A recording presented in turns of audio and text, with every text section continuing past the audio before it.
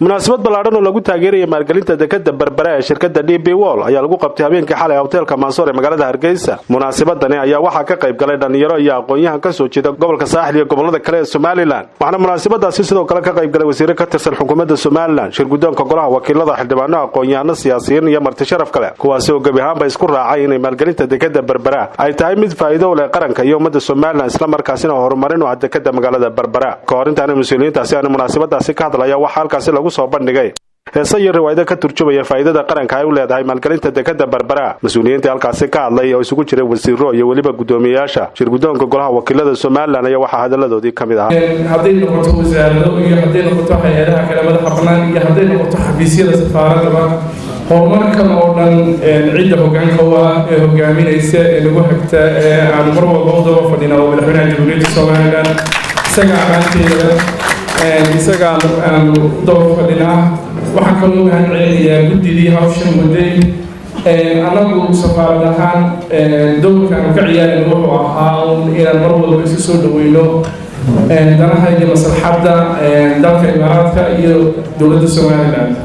hase yeeshee cidda hawshan waday ka shaqeynaysay waxay ahaayeen xubno wasiir ah oo iyo maareeyaha dekada iyaga muddada iminka hawshu socotay hawshu culeyskeedu ku dhacaysay wixii ammaana marka laga tago madaxweynaha cidda la iyaga weeyaan iyaga mahad celinaynaa runtii waxaan inta badan aflagaada iyo qaylaha ayna kama helaan marka iyagana waxaan leenahay aad iyo aad baa mahadsantihiin.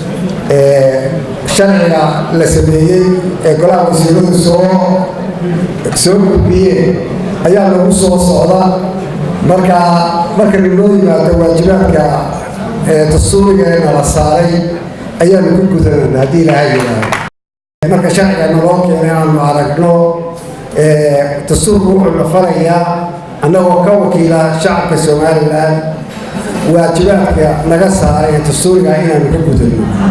waxaanu filanaa inuu mar hadduu golaha wasiirada soo dhaafo inuu noo yimaado waxaan ku ammaanayaa madaxweynaha waa markii ugu horreysay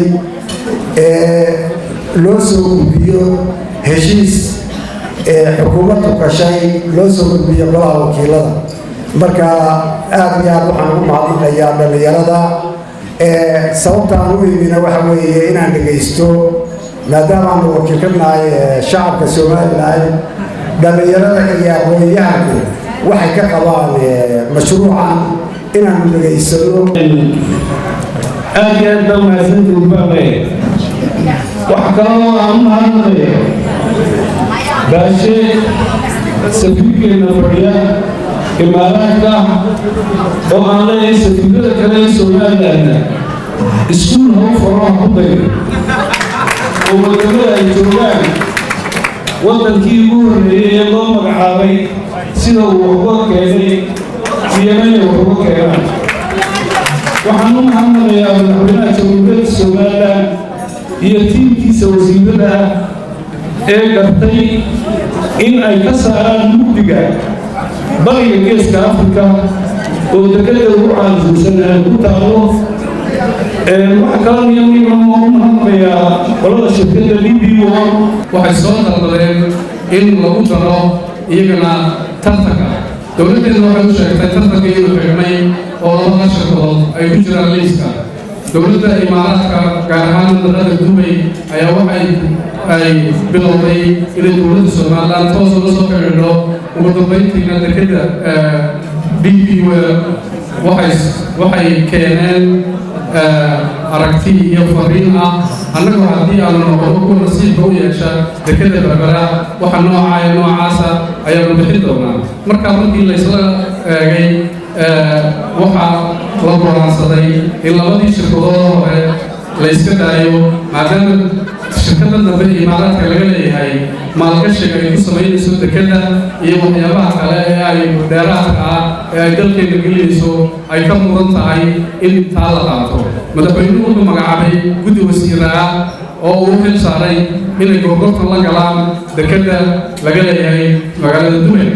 guddidaasi waxaa ka mid ah wasiirka madaxtooyada, wasiirka arrimaha dibadda, wasiirka maaliyadda, wasiirka qorsheynta, wasiirka ganacsiga wasiirka howlaha guud wasiirka tamarta iyo macdanta iyo maarayaha dekeda berbera gorgortan badan baa dhacay meel aad u wanaagsan bayna maraysaa ugu dambayntiina golaha wasiirada jamhuuriyadda somalilan shalay waxay cod guud ahaanba cid diidan iyo cid ka aamusan aanay jira ay ku ansixiyeen in dowladda somalilan ay ku dhiirato oo ay ku dhacdo in dekeda berbera la casriyeeyo munaasabad sidan oo kale ah dadweynaha u tiro badan ay ku soo bandhigaan fikirkooda ku aadan sida ay u taageersan yihiin maalgelinta dekeda berbera dhinaca kalena waxaa munaasabadani ay dadweynuhu ku soo qaadeen kaalinta ay kaga jirto horumarinta qaranka safaaradda Soomaaliya ee ku leedahay Imaaraadka Carabta.